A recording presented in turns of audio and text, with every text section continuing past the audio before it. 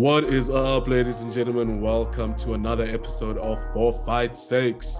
Today is a bit unusual. We don't have Tobias in the building because he is away on a work trip. But don't worry. Worry not. Ryan and I have got you.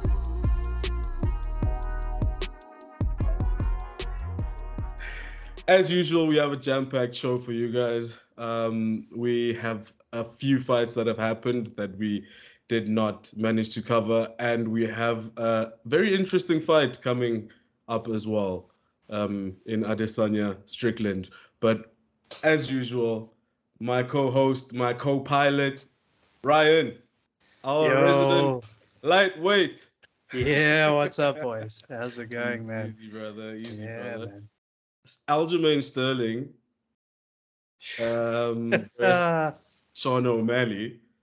And that was a shocker, right? Oh, man. Yeah.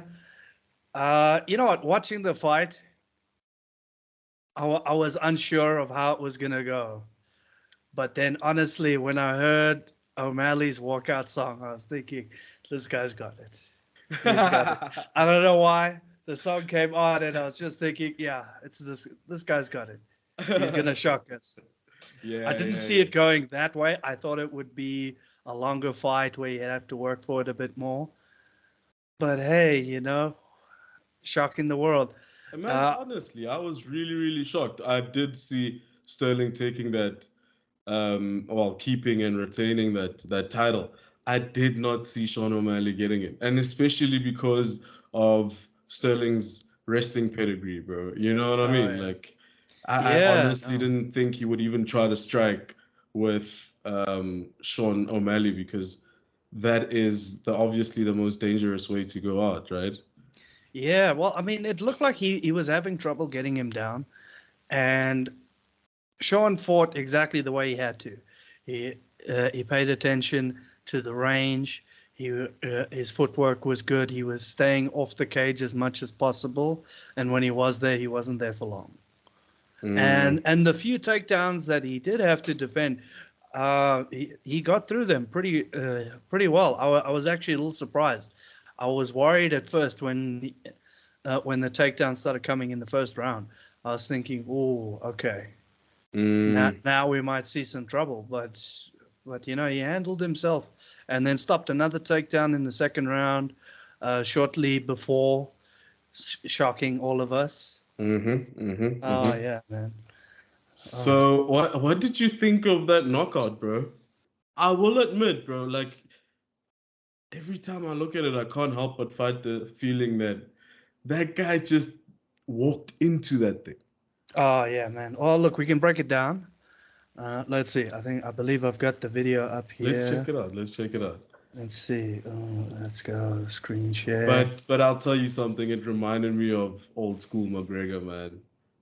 Yeah, you know what? A lot of people have been saying it's reminiscent of him and Aldo fighting.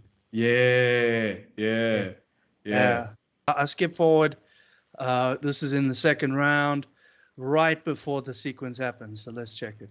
Here we go.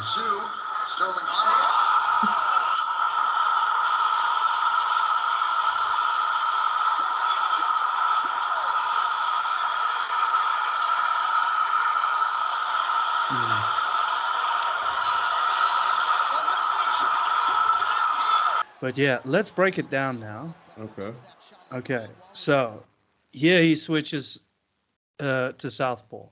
Now, something important that maybe some people don't know is when you're in here, which is what we call an open stance, when you have a southpaw versus an orthodox fighter, the range is different than when you have two guys that are in the same stance. Right, so the range that you can land shots at is different. A certain amount of shots just aren't available anymore, right? And as we know, look, both these guys like to switch stances back and forth, but it's the way that Sterling throws it here. Now he leaps in with this big left hand right before the knockout, right? So check how he steps through on that shot. So when he changes stances by stepping through on that big left hand, he closes the distance between them. Sure. Yeah. So I mean, when he was in southpaw, if he throws that shot with good technique and it comes back and his stance doesn't change, the range is off for Sean to land the shot. But because he lunges in so hard and switches stance with him, he's giving him the shot. Yeah, I think it's an early stoppage, but nonetheless, O'Malley did bring it, man, and I can see why the ref would stop it in that case, because also you don't want to risk the guy getting brain damage and all those weird things. But speaking of head trauma, bro, Yeah, sheesh, man. Korean Zombie Max Holloway, oh my god. Wow. I'll be honest, I was also really not expecting that, Bro. and especially from Max, because look, Max is a great fighter and whatever, but he's never really shown one punch knockout ability. I mean, We've I don't always even. spoken about that. We still say he is arguably the strongest boxer and the best boxer in the UFC, Yeah. alongside Dustin Poirier. Well, according to me, but we've known him as a volume fighter. We've never really seen him knock out guys or have that one punch knockout type of thing, bro. So Yeah. seeing it happen like that, but also, bro, I need to give props to Korean Zombie, bro. There's only one fight where he scored around 50 something significant strikes, and I think this time around he threw around 74 type Yeah, of thing. for the amount of rounds, like he picked it Yeah, up a lot earlier than he usually does, because but usually he when you kind of look at eases his into it.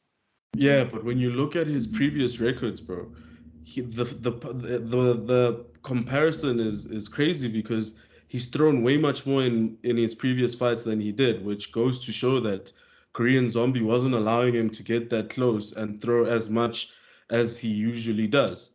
You know what I mean? Because he Yeah, kept, every time Max kept coming forward, he would come back with something else.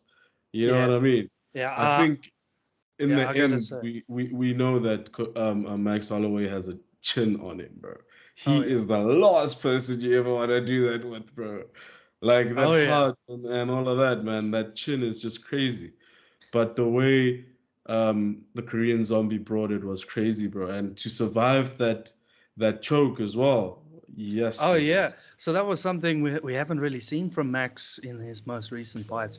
We don't really see him on the ground. We don't see him working like that. So it was really cool to see, and it just reminded you, oh yeah, Max Holloway actually has a ground game. Everyone talks about his boxing, but that's because we never get to see him on the ground. And as for him retiring after that, bro, you know the thing with Korean Zombie, I can't consider him a journeyman, man. No, Like I no, honestly can't. he was That too guy iconic. left. Yeah, bro, he Like if left he, everything yeah, in the ring every time he was in there, bro. Like no, honestly, he deserves to be in the Hall of Fame, according to me, man.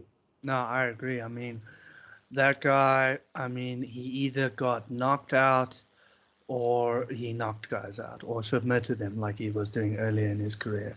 It was just what the guy did. Like anyone else that we would consider a journeyman, they don't have careers like that. They don't have fights that are that exciting. Sure, they have some Mm, exciting fights, otherwise they wouldn't be around for as long as they are. But it's mm, not mm. every single fight. And the guy was a pioneer. I mean, he was fighting back in the WEC days, man. Uh, I mean, you can count on one hand all the guys that were around back then that are still fighting today.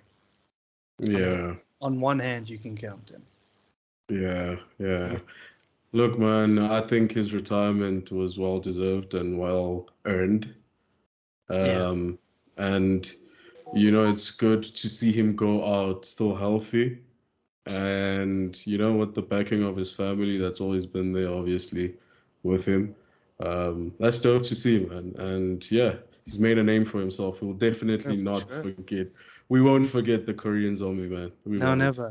Oh, but something else we got to talk about, because I've had some friends ask me about it. Mhm. So you'll see whenever we watch fights that are happening in Asia, whenever the UFC goes to Singapore or wherever, the fans are different. It's not like in America where guys are just cheering because they're at the fights or something exciting has happened. In Asia, the fans are educated on combat sports. When you do something technical, they can see that you're doing it, and they cheer for it because they understand what you just did was difficult to pull off. Like, That's not crazy, man. Yeah, I've never really thought of it like that. It's like fighting in a room full of martial artists. no, exactly. When you Yeah, do yeah. something that's good, that's high level, then they're just like, oh shit, look what that guy did. In Japan, they actually clap for you. That's crazy, man. And throughout Asia, because their population as a whole is more versed in combat sports in general. So Of course. yeah, so when they see something like, oh shit, okay, that was actually difficult. And even with the grappling transitions, which is really not something you see in America or the UK or Europe. Like you can see that they understood, oh, this guy's guard is hard to pass, and he did it. That's impressive. You know, that's the level of fan that they have over there.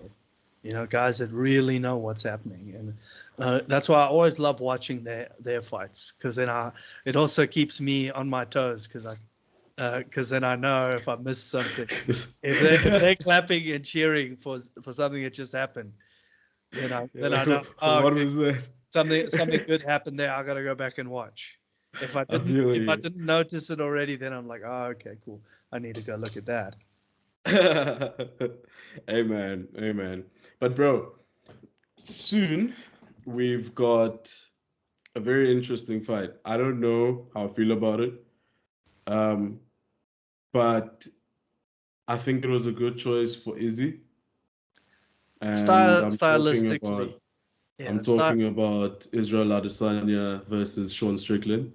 Yeah. Obviously. It's not the fight we wanted, but it's the fight we're getting. Yeah. And bro, nowadays I don't even know if I should put my eggs in one basket, because after the Aljamain Sterling thing. Yeah, we've had some shocks this year. There's been some upsets, bro. So I'm sitting here and I'm wondering. And really surprising ones that are sudden. Yeah. And you know what? Sean does have the ability to get in there and make it a fight. He's got good wrestling. Reckless enough. Yeah, he's reckless enough. His wrestling is good. His grappling is good. And look, his striking, there's nothing fancy about it. It's all hard basics. I mean, you barely see the guy throw leg kicks. You know, he gets in there with his hands. His cardio is fantastic, and he just gets in there and just tries to hurt you. Ladies and gentlemen, thank you for joining us for another episode of For Fight's Sakes. Don't forget to like and subscribe. Do the YouTube thing, man. We see your comments, we see your likes, and they don't go unnoticed. We really, really appreciate the support. And keep it coming, man. Keep the love coming. We'll keep the episodes coming. And hey, if you want to join us on one of the episodes, just send me a message, man. Let's do this. But hopefully we have Tabang on the next one. I don't know where he is in the world, but yeah, that's it for us. Thank you so much. Cheers.